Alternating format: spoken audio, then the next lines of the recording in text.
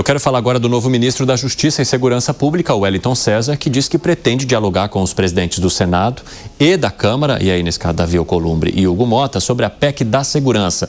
Vamos conversar com o nosso André Anelli, que vai trazer as informações sobre essa expectativa do ministro de já encaminhar um dos principais pedidos do presidente da República nesse ano eleitoral. Conta aí, meu amigo.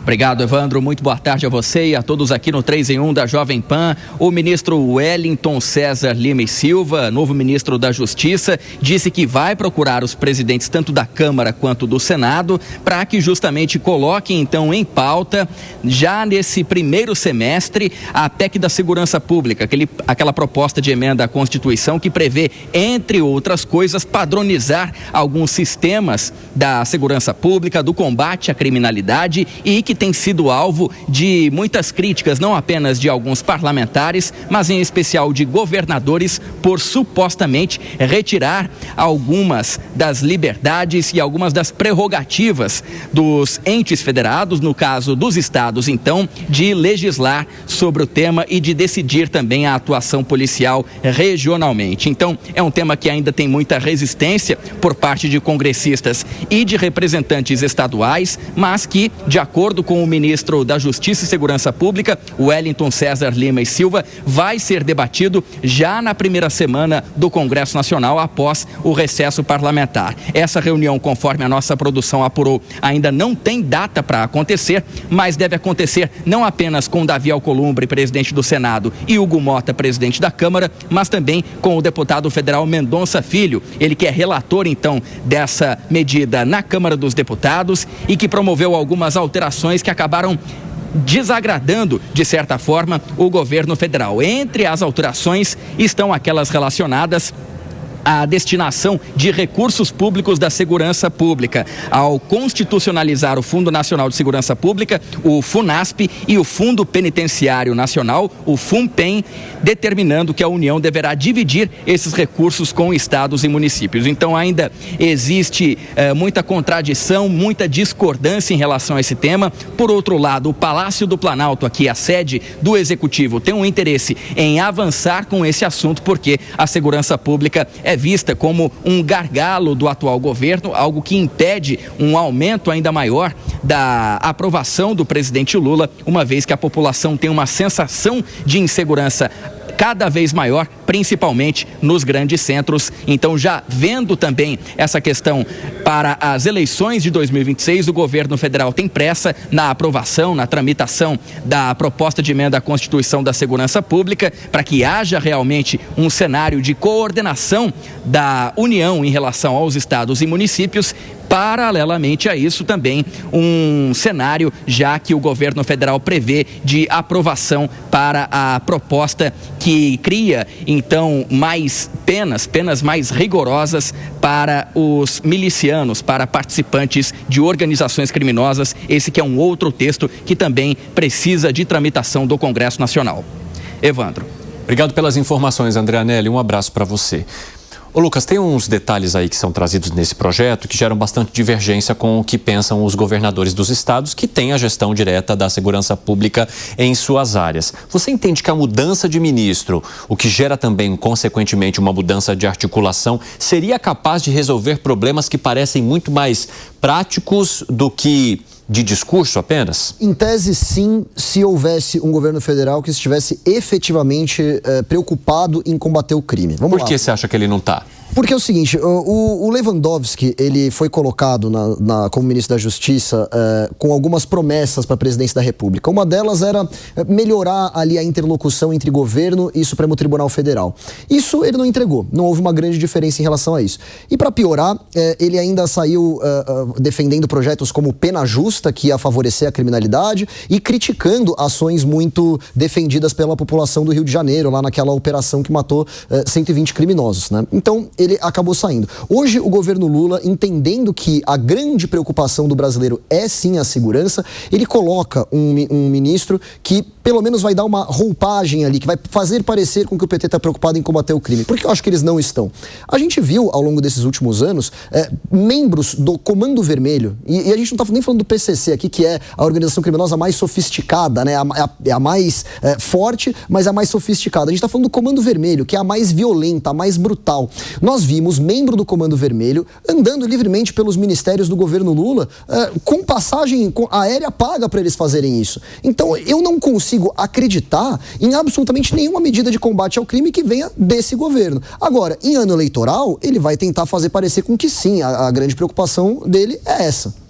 Você concorda, Gani? Concordo. Aliás, o PT está aí há quanto tempo já no poder? Praticamente 16, 17 anos e entregou muito pouco em termos de resultados em segurança pública. Muito movido por uma visão ideológica, fez muito pouco em relação a trabalhos na fronteira e fez muito pouco para melhorar o arcabouço penal brasileiro, que é a principal razão para ter uma alta criminalidade, é a certeza da impunidade nesse país. Ô Piperno, você entende que há uma encenação do PT nesse momento, então, utilizando o ministro Lima e Silva para garantir pelo menos que haja uma articulação, e isso seria capaz de alterar o que se tem até aqui de discussão sobre a PEC da segurança pública? Não é uma encenação.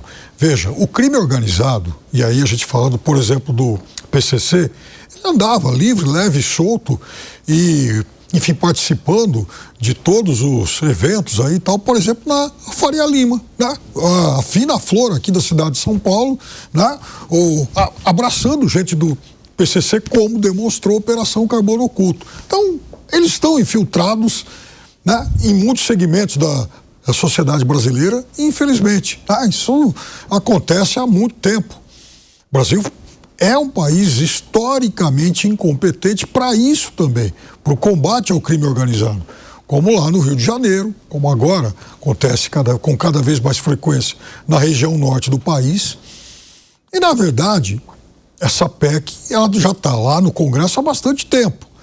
É que lá também está demorando um pouquinho para andar, mas eu acho que, de qualquer forma, o Congresso tem a chance agora, aliás, ele tem a responsabilidade de dar andamento a isso, mesmo que ele julgue revirar de cima a baixo o texto que está lá.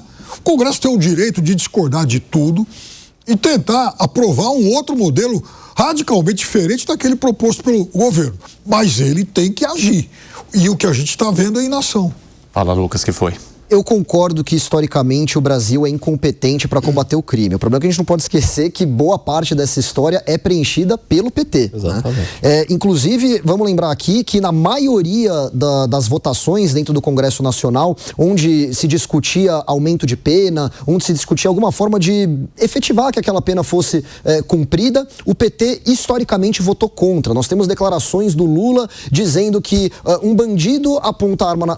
eu estou parafraseando aqui, claro, né? Mas ele justificando que um bandido aponta a arma para a cara de um cidadão para roubar o celular só porque ele quer, aspas, tomar uma cervejinha. Então não dá para hoje a gente acreditar que, então justamente no ano eleitoral, onde a principal preocupação do brasileiro é a segurança vai pautar as eleições desse ano, o Lula mudou de ideia, agora ele quer endurecer o combate ao crime. Fala, Piperno, que foi? Que é importante que a população ela não fique atento apenas às muitas declarações infelizes que os políticos são capazes de fazer. Então, é importante que as pessoas também entendam os gestos e se informem sobre os atos. Por exemplo, a Operação Carbono Oculto, extremamente exitosa, foi até aqui uma das mais importantes operações já feitas no país de combate ao crime organizado. E isso tem que ser multiplicado. É evidente que não se pode ficar eternamente comemorando apenas o êxito de uma operação, de fato, muito bem sucedida. Agora tem que acontecer mais vezes. Mas essa operação é responsabilidade do presidente da República? Eu acho que do governo, o governo federal estava bem envolvido nisso. Mas ela é uma investigação da Polícia Federal, é uma operação da Polícia Federal, né? Sim. Poderia acontecer independentemente do governo que esteja no poder, se a gente levar em consideração que a Polícia Federal tem uma independência. Estou te questionando. Claro, a Polícia Federal ela tem independência e ela tem no seu comando pessoas indicadas pelo atual governo. Outra coisa, Receita Federal estava envolvida. COAF, então tem muita gente indicada pelo Ministério da Fazenda. Então, tem muita gente também dos governos envolvidos nisso. Sim, fala. Não, agora, o Piperno, tudo bem, né? Fez lá pelo combate ao crime organizado. Agora, o que mais aterroriza a população é o crime desorganizado. É o roubo de celular, né, nas grandes cidades, é arma na cara, é latrocínio, é esse tipo de coisa. Aí deixou a desejar, porque esse tipo de crime está muito ligado à entrada de armas pela fronteira, armas ilegais, e também pela impunidade, pela certeza da impunidade. A gente não viu em nenhum momento no governo do PT, né, o pessoal indo lá junto ao Congresso Nacional fazendo lobby para aumentar a punição, ou conversando com as esferas do Poder Judiciário, né, da Suprema Corte, para criar uma jurisprudência de mais punição, dado que é uma corte criminal também, ou acabar com a audiência de custódia, muito pelo contrário, enfim. Muito disso que você falou estava lá no PL antifacção. Agora. Tinha que se começar em algum momento. Começou. O PL foi na véspera. Mas enfim. E que virou o PL do Derrida. Mas escuta, vários outros que vieram antes não fizeram. E agora foi feito. Só quero arrematar com uma pergunta para vocês. E o posicionamento dos governadores? Porque a gente está olhando muito para o governo federal, mas há uma resistência de governadores e há uma análise de que essa resistência também é baseada numa estratégia política e não numa estratégia que olhe de maneira técnica para as propostas que são colocadas ali no papel. Você entende dessa maneira, Lucas? Eu quero ver, a gente está falando de governador aqui, eu quero ver qual governador está disposto a retomar o controle das fronteiras do próprio estado, a colocar a polícia dentro da favela e fazer o que tem que ser feito. Eu tô aqui desejando uma chacina? Não.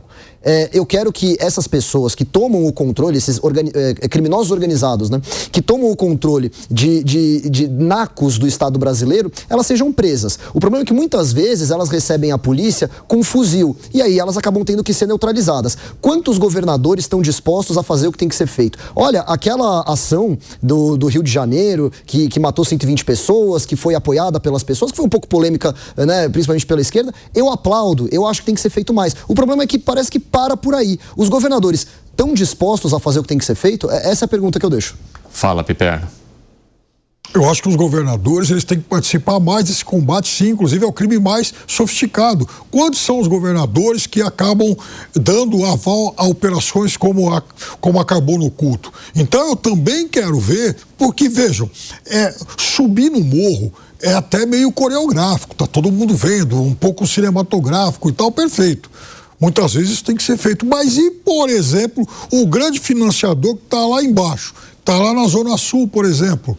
Então, a Carbono Culto demonstrou que o financiamento está em outro lugar. O financiamento está aqui no Itaim.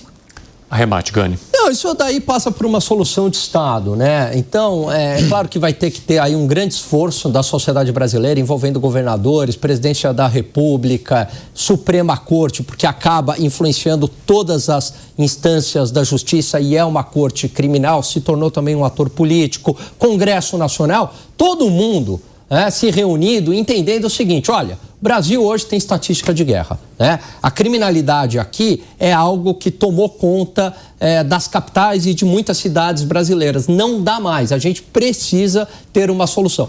Essa solução passa necessariamente, Evandro, pelo maior controle das fronteiras, asfixia do crime organizado, asfixia financeira e, claro, aumento da punição e o cumprimento da ordem pelo juiz. Não adianta só você ter a lei se o juiz não cumprir. Por exemplo, no meu entendimento, a audiência de custódia foi um grande retrocesso.